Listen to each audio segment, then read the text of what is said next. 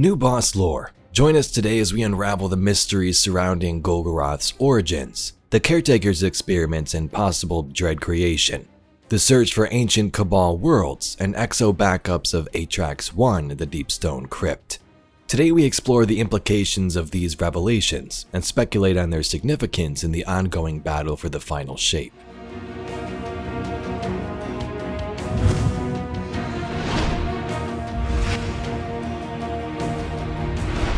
We went over the new lore summaries from the bosses in the This Week in Destiny yesterday, but there's some interesting things that I wanted to dive a little deeper into.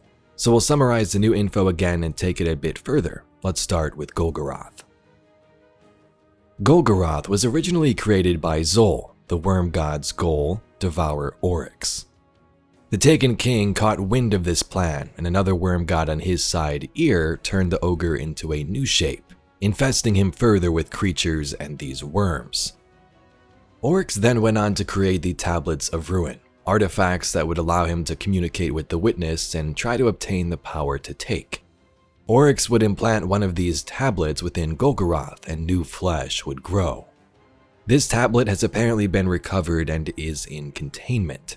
I'm not sure how long it's been there, but if we've had this in the tower for all this time, an artifact to commune with the Witness, that's kind of crazy. Golgoroth is a hive ogre, infested with burrowing parasites related to the worm gods and committed to Oryx's service now. If you didn't know, the new lore reiterates a pretty cool fact about ogres.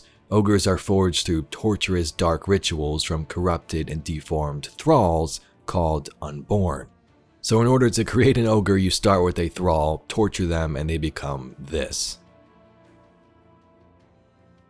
The Caretaker is another interesting subject. The evidence board in Witch Queen told us this. While investigating the sunken pyramid, I encountered scorn amassing in large numbers within. Regardless of how many of the wretches I slaughtered, more flooded in to take their place. With Ralk dead, we naturally assumed they would abandon the pyramid, but clearly they have other plans. Furthermore, they appear to be co-opting hive magics for reasons I was unable to decipher. Perhaps this has something to do with your ongoing investigation. I have not the time to stay and fight. More urgent matters call my attention away. This situation, however, should be attended to promptly, as the Scorn show no signs of slowing their advance. The Scorn using hive magic. That is curious. A lead from the Awoken Queen is certainly worth checking out. Investigate the sunken pyramid in the throne world to learn why the Scorn are rising up and how to put a stop to it. The Caretaker is a Scorn creature that is believed to also have a worm inside of it from the hive. The Witness and Ralk brought a collection of worm spawn and other creatures to his pyramid ship to experiment on. You can see some of these as you travel through. The Caretaker was a victim of these experiments and also oversaw their progress, seeking to fuse worm and Scorn together.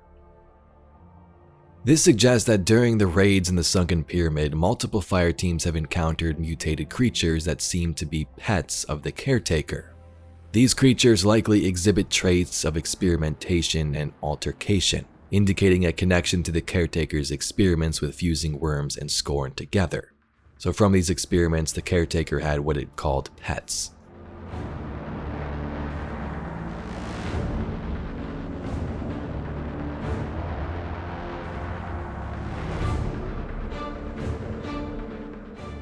Furthermore, there is a discrepancy noted between the number of worm spawn recorded as collected from the pyramid and the number that actually made it to the tower vault containment. So that implies some worm spawn might be missing or unaccounted for. I've made a video on this previously where we speculated that the Caretaker's experiments for Ralk and the Witness may have a connection to the new dread enemies we see in the final shape. The dread do seem to be reshaped versions of some of the enemies we've come to face, the hive and their worms like the new husk and their geists. Some even appear to have similar hoods like the Caretaker. Zark is a manufactured Cabal shadow, specifically a Legion Incendior clone created by the disposed Emperor Callus. Assigned to the Shadow Legion forces aboard the Witness's pyramid ship, Zark holds the title Explicator of Worlds. Explicate meaning to make plain or clear, explain, interpret, to develop. This clone had been tasked with surveying conquered worlds by the Black Fleet, possibly for purposes related to discipleship, the Veil, or contributing to the final shape. Another cool note is that yes, you had forces of the Cabal here, the Witness and Nezarec on the same pyramid ship, but Zark and their forces also experienced torment from Nezarec, evident through nightmares and violent incidents. You can even hear Nezarec's point of view on this in the raid. Tear that useless sack of meat apart from me, won't you? He hasn't accomplished nearly as much as you in your short time here. Zark's personal logs indicate a personal interest in cataloging worlds formerly part of the Cabal Empire, but no longer under its control. So there's a couple of cool things to note with Zark. One, he was a Cabal clone working for the Witness, but was created by Callus. So a clone was interested in or was directed to search for former worlds belonging to the Cabal. I'm not sure if Callus was in charge of Zark's operations or the Witness was, but it seems if it was Callus, he was interested in those worlds which weren't under their control anymore, possibly wondering what's left or what's been destroyed. In the new lore, the Vanguard guessed the clone was here to 1. Find disciples from these worlds, 2. Find the Veil, or 3. Something that would help them in their journey toward the final shape. Now at the time of this raid, I'm pretty sure they already knew where the Veil was, so unless the Vanguard meant searching for the Veil before they found out about the events of Lightfall, maybe. You could be finding disciples, but to me it seems kind of late at this point. But something contributing to the final shape could definitely be true. In the Equitas Shade Rig chest piece and the Insignia Shade robes, we learn about the Atheneum worlds from the Cabal. The Atheneum or Atheneum worlds were vast repositories maintained by the Cabal, where they stored artifacts, texts, and advanced technologies created from various conquered civilizations. These worlds served as centers of knowledge, housing a wide array of items ranging from cultural artifacts to powerful weapons and technologies. The Cabal meticulously cataloged and archived everything they acquired, ensuring that nothing of value escaped their grasp. Callus, the former Cabal Emperor, stationed loyal caretakers on each Atheneum world to maintain and safeguard their contents. However, during the Red War led by Dominus Gaul, many of these artifacts and technologies were either lost or remained unused, so Gaul's Red Legion either lost control of them or deployed them elsewhere for unknown purposes. Callus expresses a desire for a guardian to explore these Atheneum worlds and rediscover their secrets, implying that they hold significant potential for power and knowledge. So it makes me wonder if Callus had Zark searching for any of these Cabal worlds and the secrets they still hold. Secrets that would help their personal cause, or that of the Witness and the final shape, artifacts, super weapons, a new way to carve their path. So Zark was searching through these planets, and that's where my mind went first with these Atheneum worlds. Is it true? I don't know. Give me your thoughts below.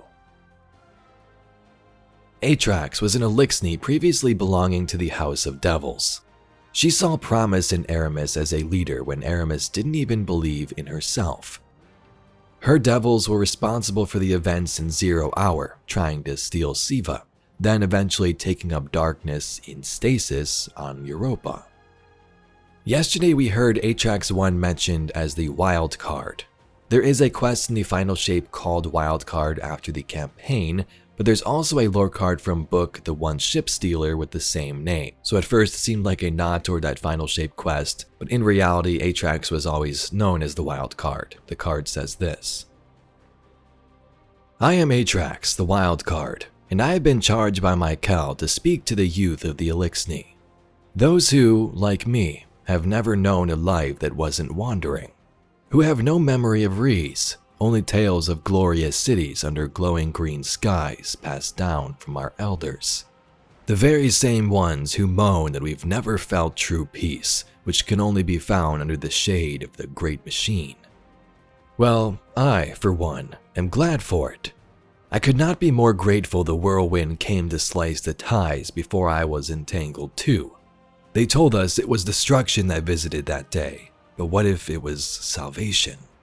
They called us unlucky to have been born in the dark of deep space, but we were born free. They say we lack the light to truly see, but when we first opened our eyes, there was nothing to block our view of the vastness of the universe. So why do we let the nostalgia blind point the way?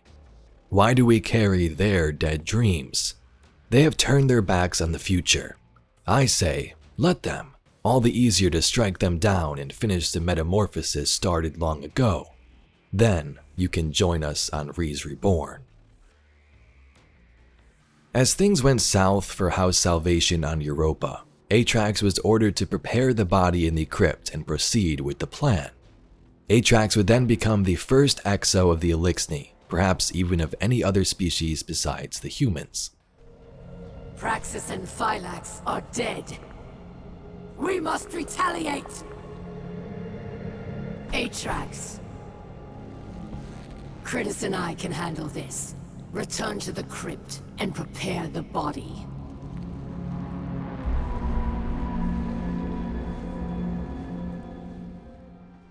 The Mask of Bakris is actually Atrax's face before she became an exo. She ripped off her own face to disassociate herself with her organic body, thus accepting her new form.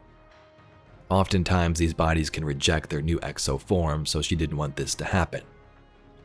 When Guardians encounter her in the Deep Stone Crypt, she has many powers. Her mind can command multiple copies of her exo frame and even teleport. She drops these duplicates of herself that need to be ejected into space, and the Guardians have to figure out which clone here is the correct one to end her for good. Now the Hidden believe a copy of Atraks 1 still exists in the Deep Stone Crypt, but has yet to be verified, and some Guardians believe what we destroyed in the raid was just a clone. Now this could be a hint from Bungie at future content, maybe a story mission in the final shape or a dungeon. It could also be a nod to a glitch in the raid where you could escape out of bounds and find a real enemy holding the boss's health. In the lore though, we know there are copies and backups at the Deep Stone Crypt, or there were in the past. When Banshee or Clovis 1 and Elsie fought the Vex, they made imprints of their minds to bring them back continuously as they would go fight, die, and reboot. You should know, strong as you are, this is likely suicide. The Vex truly have disrupted the cloud memory collection system, so your memory banks are no longer transmitting data moment to moment. Anyone who dies out there will be rebuilt here from their previous imprint. Then we take imprints now and live with it. Some will stay here to keep bringing the rest of us back, Dr. Bray says. She makes a good point. So a cloud memory collection system and making imprints. Again, that was very long ago, but if I were to guess, the Deep Stone Crypt still has some area that holds this knowledge and these backups. The area we explore in the raid is not even the main crypt itself, so it's definitely possible copies of Atraks 1 exist and even other exos. Anyway Guardians, that's all we got for today's video. It was super cool in the weekly update yesterday to see some lore in there for once. I wanted to take a deeper look at it today and get your opinions. Is the Caretaker tied to the Dread? Is Atraks 1 coming back in the future? And what was the goal of Zark when searching through these planets? If you'd like to see some more Destiny lore and mysteries just like this video, please be sure to subscribe to the channel. I thank you very much for watching, and I'll catch you all in the next video.